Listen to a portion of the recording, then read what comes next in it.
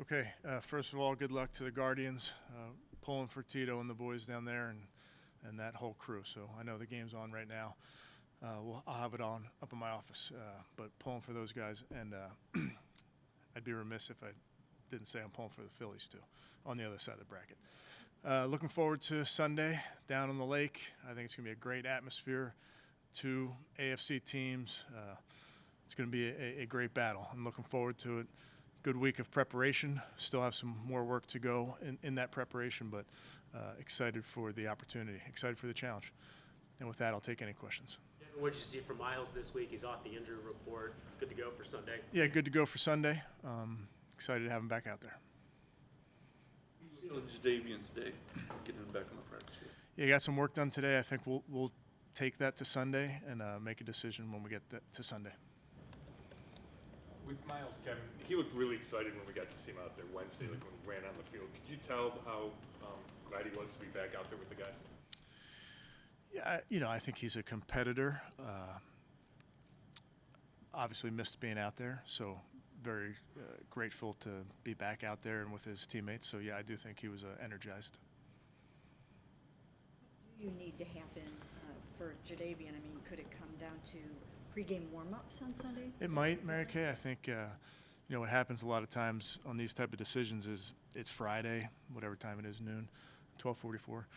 So want to use all the time we have available to us before we make that decision. You spoke yesterday about early in his career he might rush back from injuries and then he actually hurt himself worse and be out for even longer. And it just seemed like he had a real good balance there. Just what does that mean to have a player like that understands it, wants to get out there, wants to play, but also won't want to rush anything? Yeah, I think all players are dealing with injuries and to varying degrees. It's a part of our game that nobody likes, and there is that balance of you want guys to push it and make it back, but you also want to protect them from themselves and make sure that it's safe for them to do so. So that's what we'll do with JD. That's really what we'll do with all of our players. Will you actually greedy before Sunday? We'll see. Deshaun, I think, is allowed back in the building Monday. How important is it for him to be back and around the team? Yeah, I haven't talked to him since the day he walked out of the building. So looking forward to seeing him and getting him back around his teammates. And I know there's limitations to what he can do early. I think he can be in meetings, but can't be out at practice and walk through and those type of things. But will be great to get him back in the building.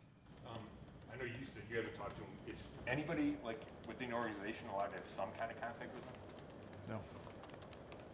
I mean, probably medically, but yeah, no. Of the job that Jed Wills has done this year, especially compared to last year?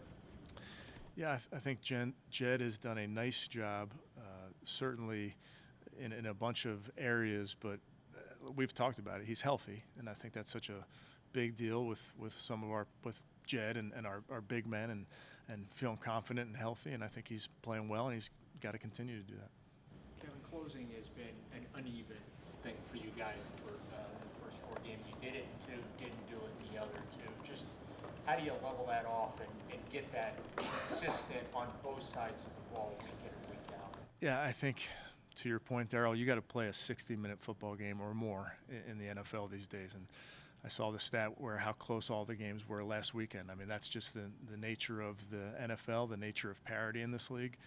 You're going to be in 60-minute affairs.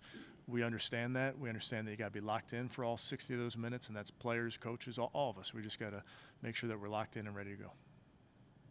Sorry for this random question.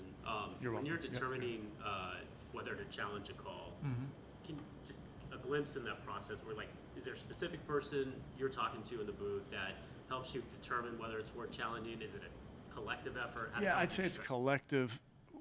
I have a bunch of coaches upstairs in that booth that I really trust.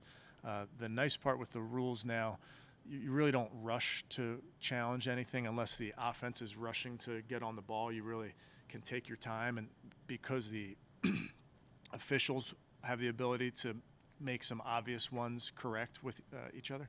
So what you do is you really allow the time to go by as much as you can, let them get a good look from it upstairs. So the conversation is, once something like that happens, I'll just be on the headset, what do you guys see upstairs? And the guys give me their opinion. And then when making those decisions, so much of it is risk versus reward and what the outcome may be. So a random incomplete pass on 2nd and 10 that's not going to really move the needle is probably not worth it. So you're really thinking about the outcome, how that may impact the game when you make that decision. So there's not a point person that's like examining the replay.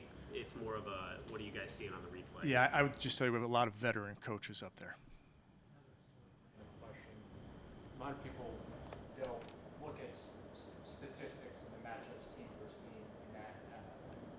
Kind of curious, do the numbers in those stats tend to reflect what you actually see on film, or do they not always paint that accurate of a picture of what you can expect from an opponent? Yeah, I think early in the season, the sample sizes are so small, so it's a little bit misleading at times on certain statistics on this unit or that unit, or how we do in this area, how they do in that area. So I think ultimately you got to go off the tape and the personnel and the scheme and those type of things. But as the season wears on, you build up more games. I think it becomes those stats become probably more true.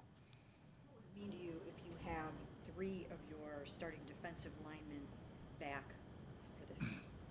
You're saying with Miles, Taven, and JD? If all 3 of those guys can return for this game against this first-ranked. Yeah, Yes. I think Mary Kay, every team is dealing with injuries to some degree. And for us, I'd love to have all those guys out there, obviously, but we'll see how it goes. And I think that's such an important thing in this league is when guys can't make it, guys have to step up. That's just the nature of it.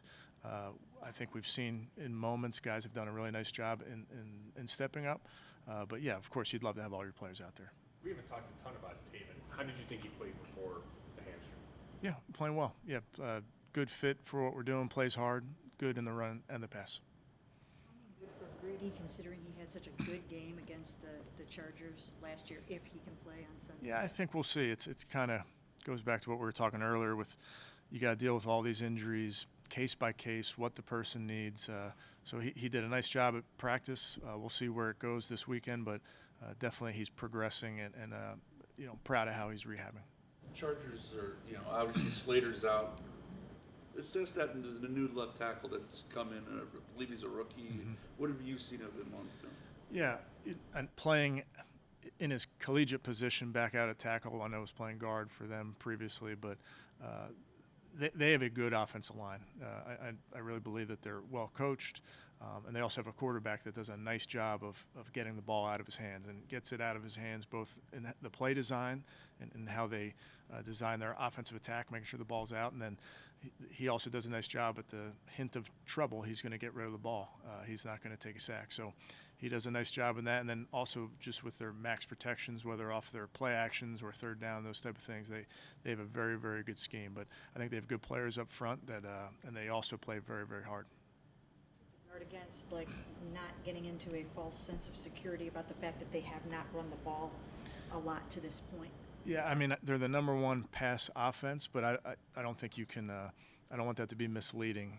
They can certainly – they have the players. I think the running back's outstanding, so you can't assume that a team's either not going to run it or you're just going to line up and defeat it. You have to go stop the run. That's something for us that every single game is important.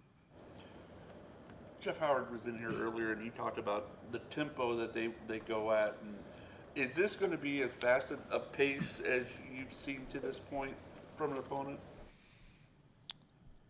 Yeah, it's definitely going to be, if not the fastest, real close. And they do a nice job. They may get on the ball right away on first down. They may stay on the ball going into third down, into fourth down. They mix their tempos. Even when they're out of the huddle, they're really attacking the line of scrimmage, shifts in motion. So this is a game where we have to get aligned quickly. Not asking for your game plan about how you're exactly going to defend Mike Williams, but is it nice to have a cornerback with some really great size like MJ Emerson in a situation like this? Yeah, I think our guys, I mean, you mentioned MJ, and you're right, Mary Kay, but the other guys have length. Denzel, I think, has length as well. So when you're going up against a player like 81, I mean, he's a physical player. He's, over the course of his career, found a way to come down with contested balls. I mean, that's a big part of it, but also they're moving around all over the formation. He's a special player, I think. We'll see if there's one guy that gets him, multiple guys that get him, but even when one player is defending him, you have to be very hyper aware of where he is in the formation. Maybe big picture. When a guy like Keenan Allen, who's such a big part of what they do, it's probable that he's not going to play and has practiced all week. Like, what's that balance of you want to be prepared? If you Yeah, I don't know. I know he didn't practice the last couple of days. He may practice today for all we know. So he's excellent. I remember when he's coming out, and he gets open. He is one of those guys that has the knack for getting open, knows how to sit in zones, knows how to separate versus man. Big player, more physical player, can play in the slot, but I have a ton of respect for him. to prepare for if he's going to play? Yeah, we're assuming he's playing.